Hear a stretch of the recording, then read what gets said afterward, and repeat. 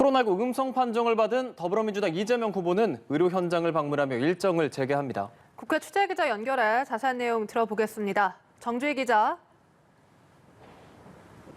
네, 어제 일정을 모두 취소하고 코로나19 검사를 받았던 이재명 후보는 오늘 오전 음성 판정을 받았습니다. 이에 따라 오후 2시 코로나19 전담병원인 보라매 병원을 방문해 의료진을 격려하며 일정을 재개할 예정입니다. 이 후보는 선대위 산하 코로나19 상황실을 후보 직속 본부로 격상시키며 코로나19 대응에 총력을 기울인다는 방침입니다. 어제 거리 두기를 강화하고 자영업자 소상공인에게 선제적으로 손실 보상을 해야 한다는 내용의 긴급 성명을 발표했는데요. 민주당과 정부는 이 후보가 제안한 내용을 중심으로 오늘 오후 긴급 당정 협의를 갖고 방역 강화 방안을 논의할 예정입니다. 윤호중 원내대표는 오전 선대위 회의에서 감염병 긴급 대응 기금을 설치하고 100조 원 규모의 재정 대책을 세우겠다고 구상을 밝혔습니다. 한편 박영선 전 중기부 장관은 이재명 후보 직속 디지털 대전환 위원장으로 합류했습니다.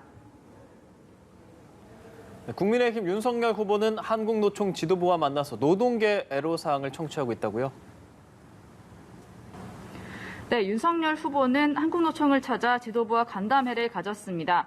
내일 대한상의 최태원 회장을 만나기에 앞서 노동계 현안부터 청취한 점이 눈길을 끌었는데요. 윤 후보는 모두 발언에서 한노총이 합리적인 상생의 노사관계 형성과 사회적 대타협에 나서주길 부탁한다며 노사 자유를 중시하고 국가는 노사가 자율적으로 서로 상생의 대타협을 이룰 수 있게 도와줘야 한다고 말했습니다.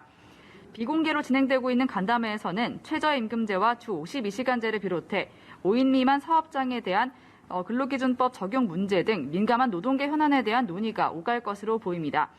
윤 후보는 오후에 한부모 가정들을 만나며 약자 동행 행보를 이어갑니다. 윤석열 후보에 보인 김건희 씨의 허위 이력 논란 잦아들지 않는 모습이죠? 네, 그렇습니다. 민주당은 김건희 씨의 허위 이력 논란에 추가 자료를 공개하며 공세를 이어가고 있습니다. 안민석 의원은 조금 전 기자회견을 갖고 김건희 씨가 2013년 안양대학교 이력서에도 허위 수상 경력을 제출했다고 주장했습니다. 2004년에 대한민국 애니메이션 대상을 수상했다고 기재돼 있지만 주관기관이 문체부에 확인한 결과 어떠한 수상자 명단에도 김건희 씨나 개명 전 김명신 씨 이름은 없었다고 말했습니다.